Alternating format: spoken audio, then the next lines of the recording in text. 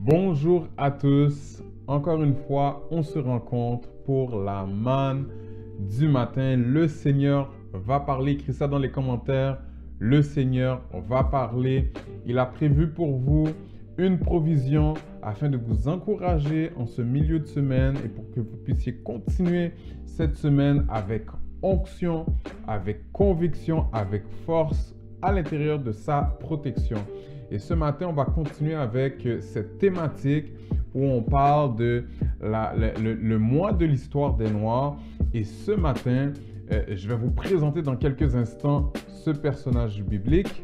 Et le titre de la manne du matin, c'est « Cherche la sagesse ». Cherche la sagesse.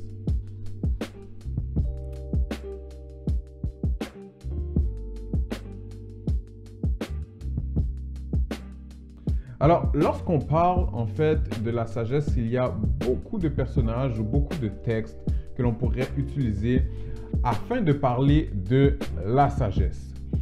Évidemment, quelqu'un me dira, ce matin plutôt, tu vas me parler de Salomon, du roi Salomon. Mais non, ce matin, je ne te parlerai pas du roi Salomon. Je vais probablement prendre des textes qui viennent du roi Salomon. Mais ce matin, j'aimerais te parler d'une personne qui a rencontré le roi Salomon. Et il s'agit d'une femme. Je me suis assuré d'équilibrer, en fait, d'avoir une certaine égalité des sexes ce matin pour nous faire voir qu'il y a autant de personnages hommes et femmes issus de la communauté noire à l'intérieur du canon biblique. Et ce matin, j'aimerais te présenter la reine de Séba. Dans certaines traductions, on la retrouve comme étant la reine de Saba. Et Jésus va parler de cette femme en Luc chapitre 11, le verset 32 si je me rappelle bien.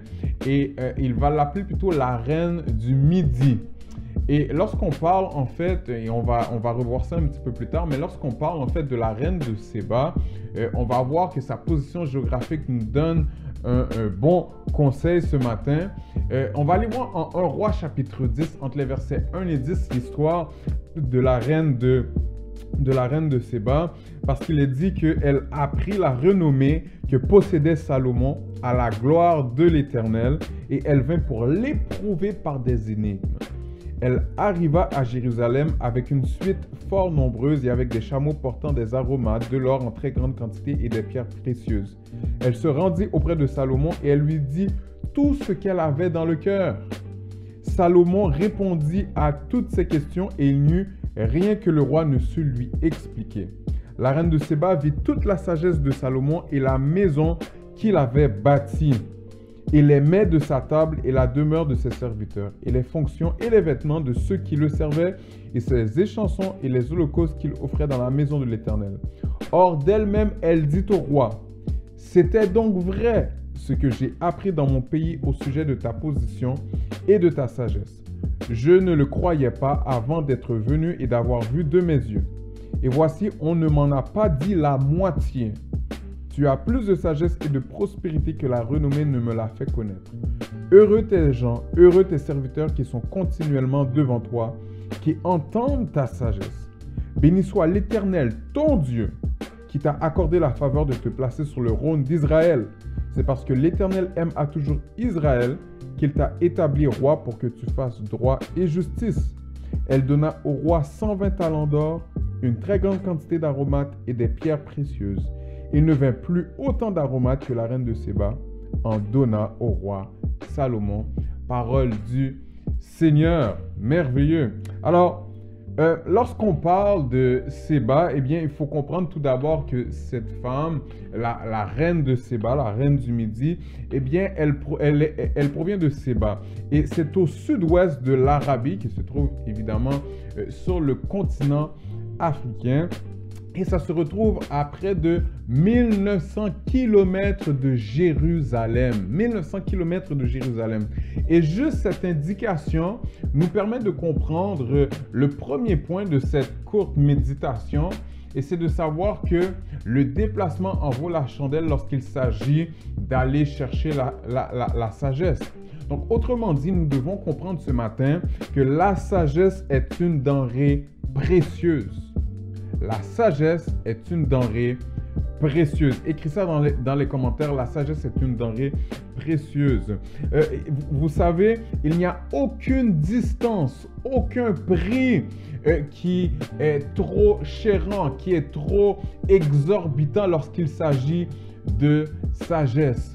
Parce que la sagesse n'a pas d'égal au niveau de son pesant d'or. Je ne sais pas quelle est votre priorité ce matin, mais il faut se rappeler ce que le Seigneur Jésus nous a dit, et c'est à savoir de chercher premièrement le royaume des cieux et sa justice, et toutes ces choses, l'or, l'argent, les voitures, les maisons, etc., vous seront données par-dessus. L'apôtre Paul en Colossiens nous fait comprendre de chercher les choses d'en haut, parce que lorsque tu as la sagesse, tu peux aller acquérir toutes ces choses par la suite.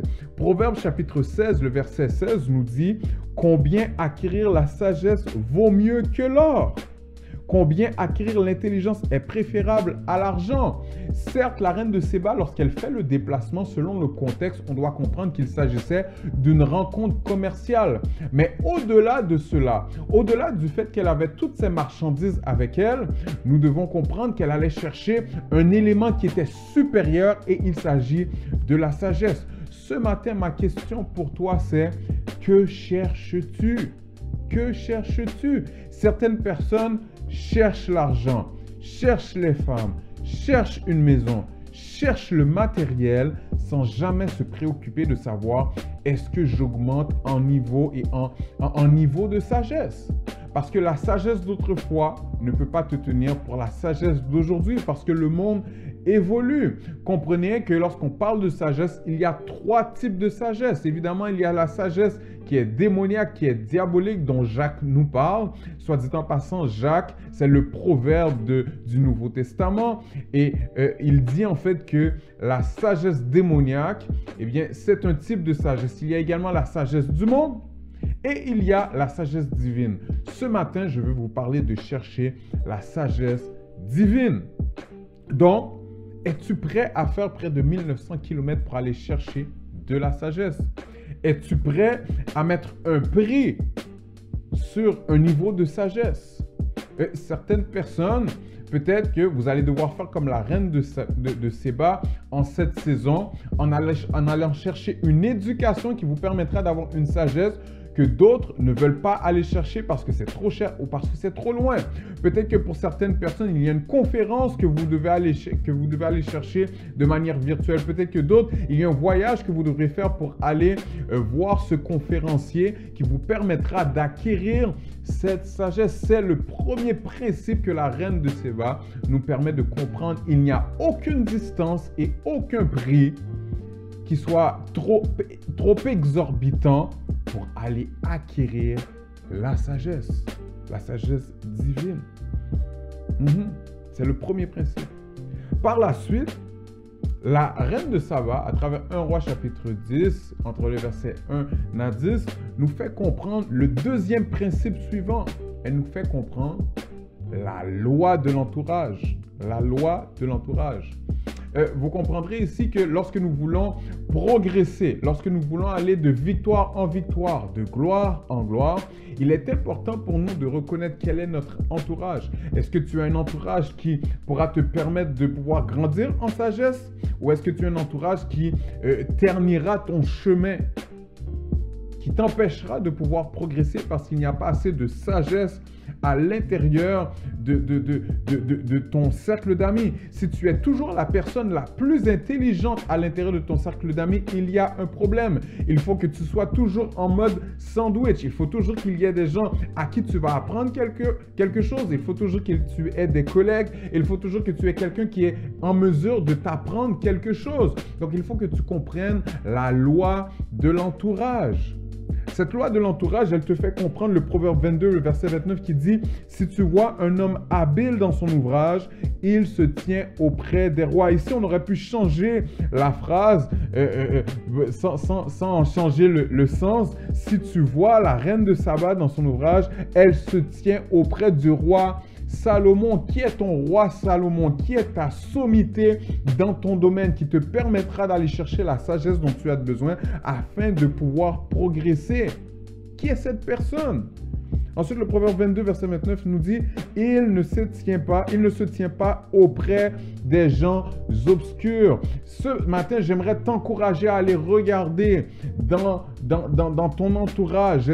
Je t'encourage à aller chercher dans ton cellulaire pour voir s'il y a des gens que tu dois bloquer parce qu'ils sont trop obscurs pour ton chemin qui est éclairé. Parce qu'il y a... j'aimerais t'encourager ce matin à voir dans ton entourage, dans ton réseau de contacts, qui est cette personne qui peut te donner une sagesse pour ton entreprise? Qui est cette personne qui peut t'encourager pour te donner une sagesse au niveau de ta sphère familiale, au niveau de tes finances également? Regarde qui sont les sommités qui te permettront de pouvoir percer. Si tu devais passer un petit temps avec Bill Gates ou avec je ne sais qui, qu'est-ce que tu lui demanderais? Et c'est très important de reconnaître qu'il faut faire comme la reine de Saba qui pose des questions, qui met des énigmes devant cette personne qui est une sommité afin qu'elle puisse sortir, extraire le jus qui sort de cette sagesse. N'aie pas peur de poser des questions. C'est ce qui te permettra de progresser. Et il y a toujours un petit calepin sur lequel tu peux écrire ces quelques petits conseils, ces quelques petites sagesses qui te permettront de progresser. C'est le deuxième principe que la reine de Séba nous apprend ce matin. Donc, n'ayons pas peur d'aller chercher la sagesse, peu importe la distance, peu importe le prix pour pouvoir progresser. N'ayons pas peur d'exclure les gens obscurs autour de nous et tenons-nous auprès des rois. Tenons-nous auprès de ceux qui ont une sagesse que d'autres n'ont pas, afin de pouvoir progresser. Et troisièmement, apprenons à mettre notre foi en la sagesse divine. Mettons notre foi en la sagesse divine. Lorsqu'on regarde Jésus qui nous parle de la reine du Midi, ou si vous préférez de la reine de Saba, en Luc 11, 31 plutôt, il dit alors que les scribes et les pharisiens lui demandent un autre miracle, alors qu'il vient tout juste d'en faire un. Il dit ceci: la reine du Midi se lèvera au jour du jugement avec les hommes de cette génération et les condamnera, parce qu'elle vint des extrémités de la terre pour entendre la sagesse de Salomon. Et voici, il y a plus que Salomon.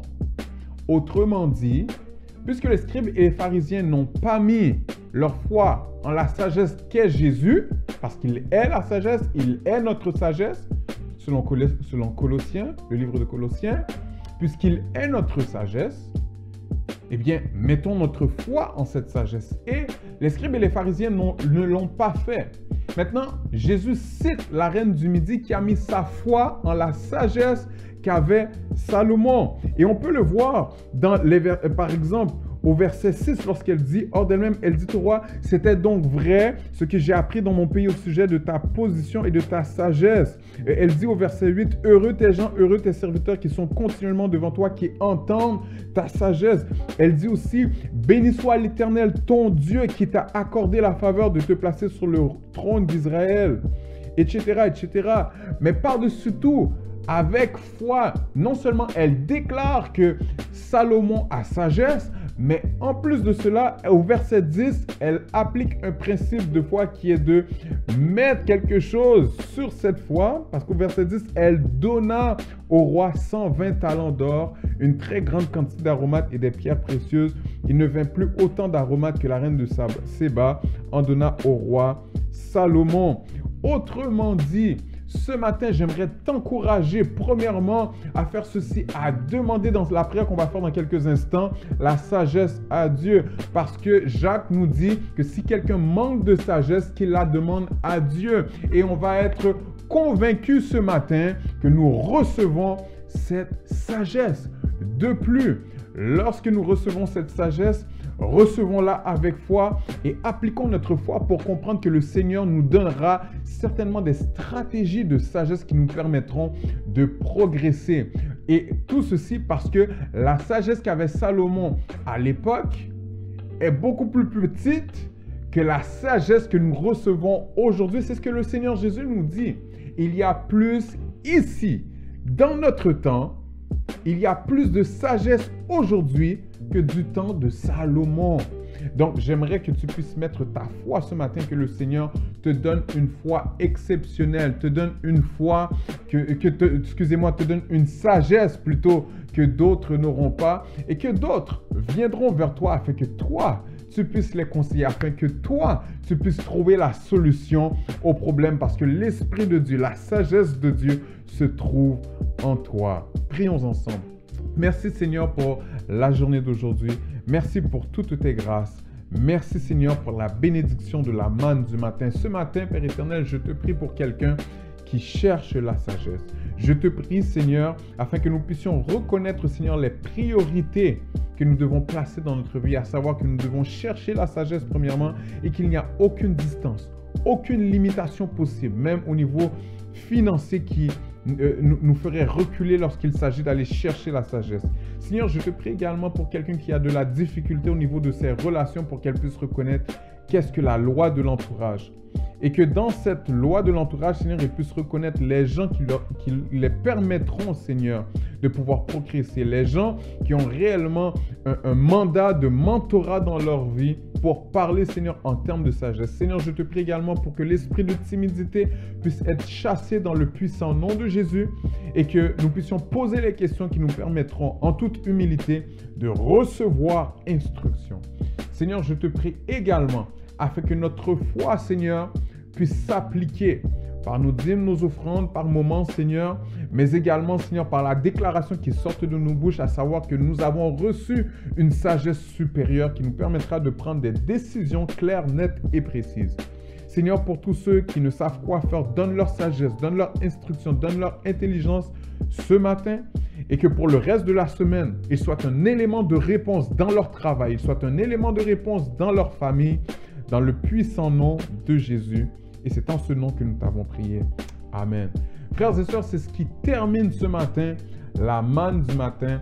Ça a été un temps extraordinaire alors qu'on a fait la rencontre de la reine de Saba. Femme, tu as cette sagesse. Homme, tu as cette sagesse et tu feras de grandes choses dans le puissant nom de Jésus.